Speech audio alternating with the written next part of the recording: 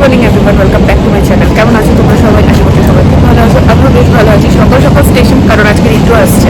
এবার আমার দুটো চয়েস ছিল, এক আমি স্টেশনে আসতে পারতাম, দুই আমি জল সাজতে যেতে পারতাম। তো ওদিকটা না টাইমটা আমি ঠিক বুঝতে পারছি না বলতে 10টার মধ্যে। এবার ঋতু যেহেতু মোটামুটি 9:30টার মধ্যে ঢুকে যাবে, তো আমি ওই জন্য ভাবলাম এখানেই চলে আসি। সেরকম হলে আমরা ওদিক থেকে টোটো নিয়ে বেরিয়ে যাবো, তাহলে অন্তত যাওয়ার টাইমটা না হলেও আসার টাইমটা আমি কভার করতে পারবো।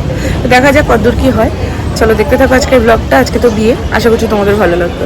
আজকে যেহেতু বিয়ের প্রত্যেকটা অনুষ্ঠান যাতে অ্যাটেন্ড করা যায়, সেই জন্য ভোরবেলায় রিন্টু রওনা দিয়েছে। রানাঘাটে আসার পর থেকে ও কিছু কিছু ভিডিও নিয়েছে, কারণ আমি ওকে বারবার করে বলেছিলাম কিছু ভিডিও নেওয়ার কথা। রানাঘাট থেকে ও ট্রেন ছিল 7:15, যেটা ধরলে ও কাশিমবাজারে 9টা 9:30টার মধ্যে ঢুকে যাবে। আর তাহলে প্রত্যেকটা অনুষ্ঠান অ্যাটলিস্ট ও অ্যাটেন্ড করতে পারবে।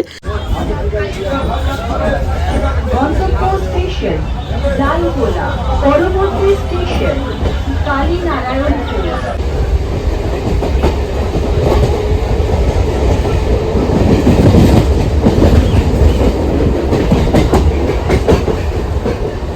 এদিকে ও ট্রেনের অ্যানাউন্সমেন্ট হয়ে গেছে, আমি উপরে দাঁড়িয়ে ওয়েট করছিলাম।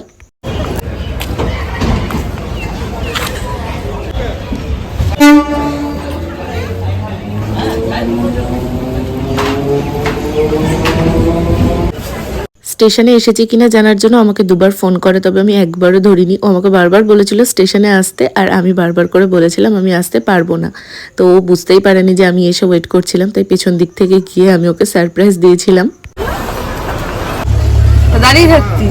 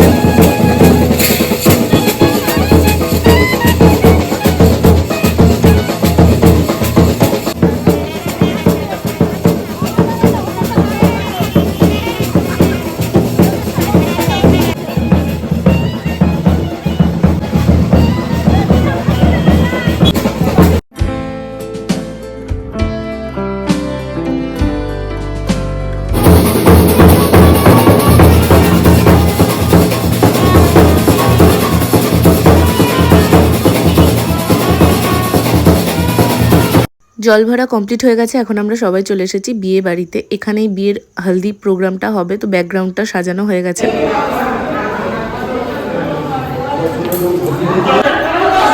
নমস্কার। ব্রেকফাস্ট থেকে ডিনার সমস্তটা সময় আমরা একসাথে সবাই মিলে বসেছি, আর একসঙ্গে এরকম গোল করে চেয়ার নিয়ে বসেছিলাম। ভাই বোনদের মধ্যে এটা কিন্তু খুব কমন, কেউ আলাদা বসা যাবে না, কারণ গসিপ হবে না তাহলে। এখন ব্রেকফাস্ট করে নেব, তারপরে আমরা আবার বাড়িতে যাব রেডি হতে। ব্রেকফাস্টে ছিল লুচি, তার সঙ্গে ছোলার ডাল, আর ছিল বোঁদে। তো আমরা সবাই মিলে দেখো এখন গোল করে বসে ব্রেকফাস্ট কমপ্লিট করে নিয়েছি। এখন চলো বাড়ির দিকে যাওয়া যাক। স্নান টান করে, আমার যেহেতু স্নান তখন হয়েছিল না, হেয়ার ওয়াশ করতে হতো করে, এখন আমি বাবা ও তিনজন মিলে যাচ্ছি। ওখান থেকে আসার টাইমটা আমার আর কিছু দেখানো হয়নি, ব্রেকফাস্ট করে তারপর আমরা চলে এসেছিলাম। তো চলো এখন ওখানে যাওয়া যাক। সবাই চলে এসেছে, গায়ে হলুদের প্রিপারেশন স্টার্ট হয়ে গেছে।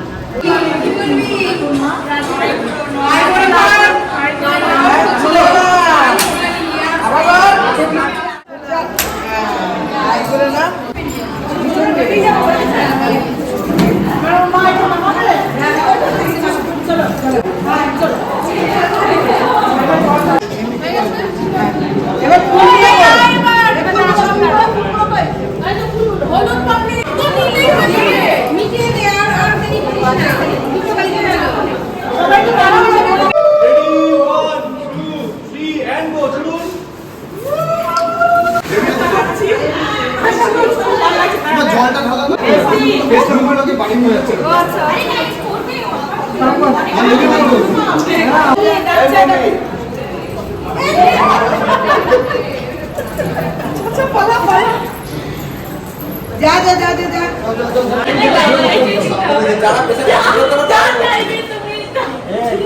না হলে তো আপনার ওই জিনিস বসে আপনারা সাজিয়ে খেতে পারবেন।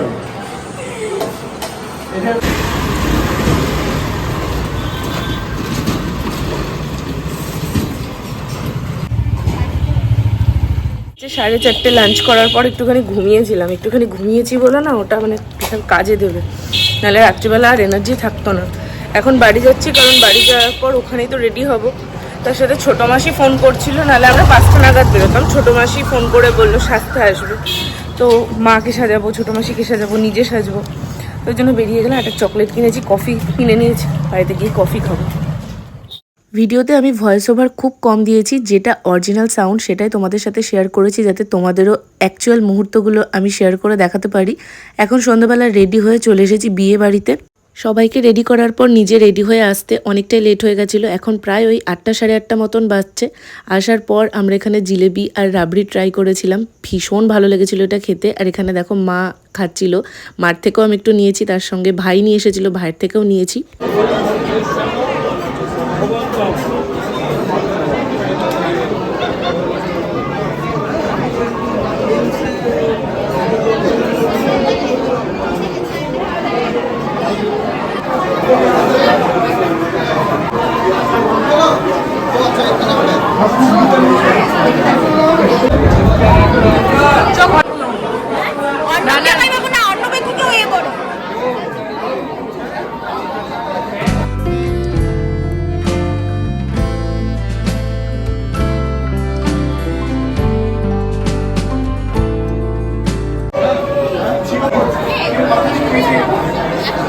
হ্যাঁ হ্যাঁ হ্যাঁ,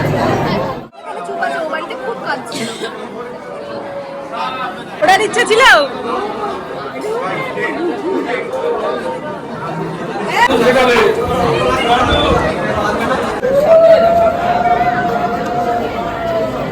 আপনার বর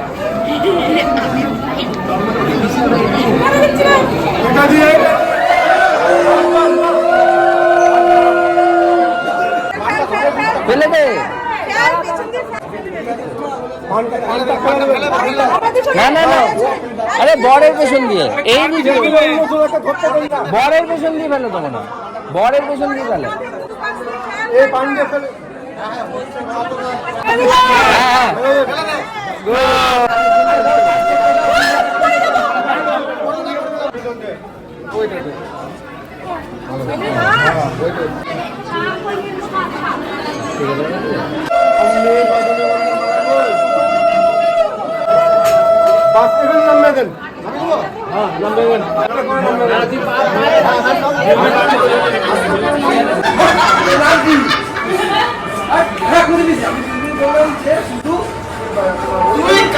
বিয়ের বেশ কিছুটা রিচুয়ালস আমি তোমাদের সাথে শেয়ার করলাম। এরপর এদিকে আমরা সব ভাই বোনরা মিলে আড্ডা দিচ্ছিলাম। যে রুমটায় বসে আমরা আড্ডা দিচ্ছিলাম সেই রুমের দরজা আবার কে লক করে দিয়ে চলে গেছে, তো আমরা আর খুব বেরোতেই পারছিলাম না। এখানে একটা ফাঁকা মিরর পেয়েছিলাম, তাই জন্য তোমাদেরকে আমার ফুল লুকটা দেখিয়ে দিলাম। আমার বিয়ের বেনারসিটা আমি আজকে পরেছিলাম, কেমন লাগছে অবশ্যই জানিও। আর ওই যে পেছন দিক দিয়ে রিন্টুও আসছিল।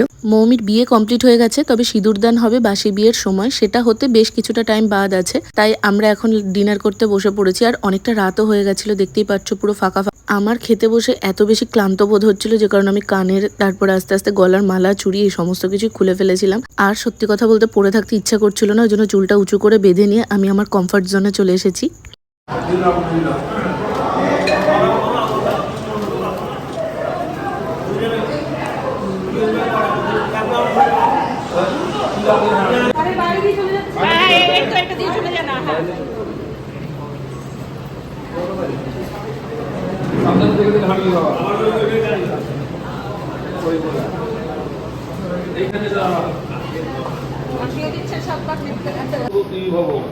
ঢাকা আস্তে করে, হ্যাঁ এবার আমার দিকে তাকাও, আমার দিকে তাকাও, আর তার উপরে তোলো।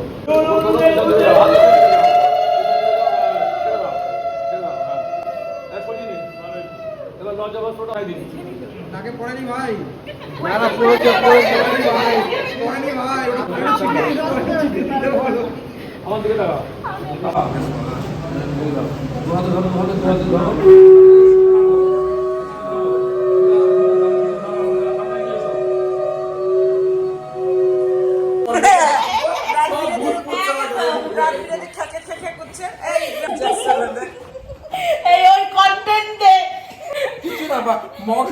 বাচ্চা এখন 2:45, আমরা এখন বসে মেকআপ রিমুভ করছি।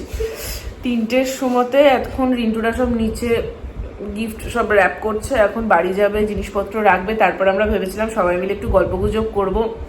মোটামুটি 8টায় এই রুমটা ছেড়ে দেওয়ার কথা। গল্পগুজব কখন করব, ঘুমও পাচ্ছে না, মানে কি যে হচ্ছে বলা মুশকিল। আমরা বসে বসে প্ল্যান করলাম কে কোথায় শোবেই বা কেন, আর এই তো 8টাতে ধাক্কা দিয়ে তুলে দেবে, ভাব আলাদা ব্যাপার। বিয়ে আমি তো ভাবছি এখন হয়তো 1টা-1:30 বাজছে, আমি খেয়ালই করিনি, আসলে লেট করে খেয়েছি। ঘুমটাও পাচ্ছে না, বড় অদ্ভুতভাবে ঘুমটাও কেটে গেছে। দেখ ঘুমও পাচ্ছে না, আর আমাকে দেখ জাগ্গা ডাকুর মতো। যাই হোক, আমি তো এখানে কিছু আনিনি, শুধুমাত্র নাইট ড্রেসটা নিয়ে এসেছিলাম, চেঞ্জ করলাম। এখানে এখন বোনরা সবাই মিলে বসে গল্প করছি, ক্যামেরার কোন দিকে তাকাবো বুঝতে পারছি না।